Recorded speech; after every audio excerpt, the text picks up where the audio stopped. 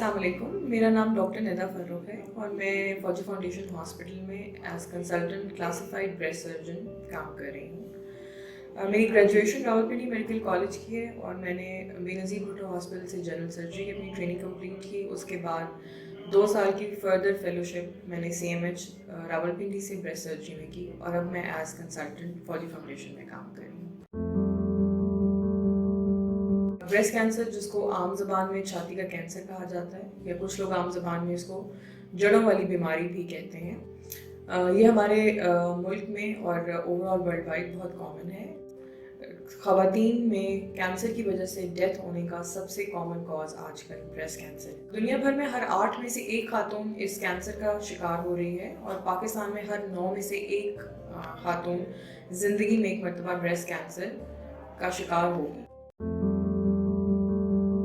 Cancer होने की वजूहात कुछ ऐसी होती हैं जो हम चेंज कर सकते हैं, जिनको हम मॉडिफाइबल लफ्ज़ इस्तेमाल करते हैं। कुछ वजूहात ऐसी होती हैं जो हमारे हाथ में नहीं होती, जिनको हम नॉन मॉडिफाइबल कहते हैं। अनफॉर्चुनेटली ब्रेस्ट कैंसर होने की बहुत सारी वजूहात ऐसी हैं जो हमारे अपने हाथ में नहीं है, जिनको नॉन मॉडिफाइबल कहा जाता है, जिनमें बहुत सारी मौरूसी हो सकती हैं, जेनेटिक हो सकती हैं, माहवारी का कब शुरू होना, माहवारी का कब ख़त्म होना, किस उम्र में हमल होना, कितने बच्चे होना, ये बहुत सारी चीज़ें हमारे अपने हाथ में नहीं होती हैं, लेकिन इनका बहुत हद तक इम्पैक्ट छाती के कैंसर पर हो सकता है। वो चीज़ें जो हम खुद कंट्रोल कर सकते हैं, उसमें हमारे अपनी तर्ज़ ज़िंदगी अच्छा होना बहुत ज़रूरी है, जिसमें हम गोश्त का और चिकनाई का इस्तेमाल कम करें, फलों सब्जियों का इस्तेमाल ज़्यादा करें, अपनी ज़िंदगी में वर्जिश को और वॉक वगैरह को इंश्योर करें। सिगरेट वगैरह का इस्तेमाल और शौक इसके लगने से भी बहुत दफ़ा कैंसर हो सकता है, तो उससे परहेज़ वगैरह भी हमें कैंसर ना होने में मदद कर सकता है। लेकिन ये वो सारी चीज़ें हैं कि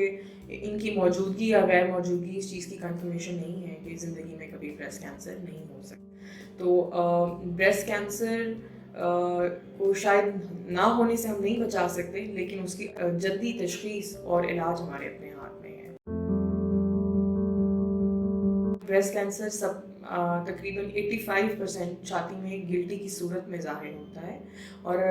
अमूमी तौर पर ये गिल्टी में दर्द की शिकायत नहीं होती है, इसीलिए अक्सर ख़वातीन हमारे पास लेट आती हैं। गिल्टी के अलावा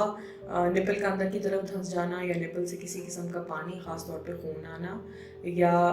जिल्द की छाती में किसी किस्म की तब्दीली होना, कोई रंगत की तब्दीली होना या उसकी साख में कोई तब्दीली हो, तो भी वो ब्रेस्ट कैंसर की अलामत हो सकती है। बगल में किसी किस्म का गिल्टी का अचानक नमूदार होना या कोई ऐसी अलामत जो पहले मौजूद नहीं थी और वो अचानक नमूदार हुई है, तो उसके लिए एक मरतबा डॉक्टर से ज़रूर रुजू करें।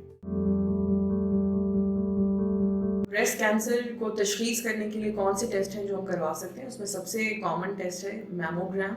जो कि बहुत ही सस्ता और इजीली अवेलेबल टेस्ट है और वो ज़्यादातर 40 साल से बड़ी उम्र की ख़वातीन में कराया जाता है। अगर 40 साल से कम उम्र की ख़वातीन में हम टेस्ट करवाएं तो हम यूजुअली लोगों का अल्ट्रासाउंड कराते हैं।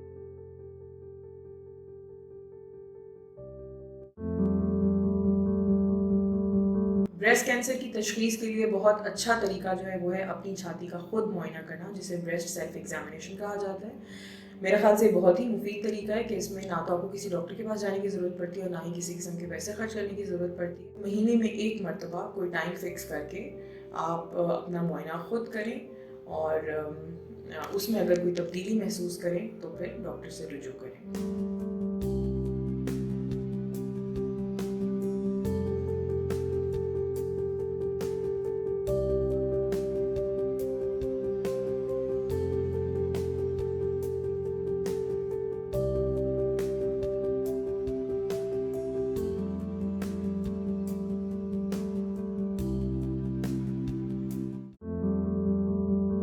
अगर एक दफ़ा ब्रेस्ट कैंसर डिटेक्ट हो गया है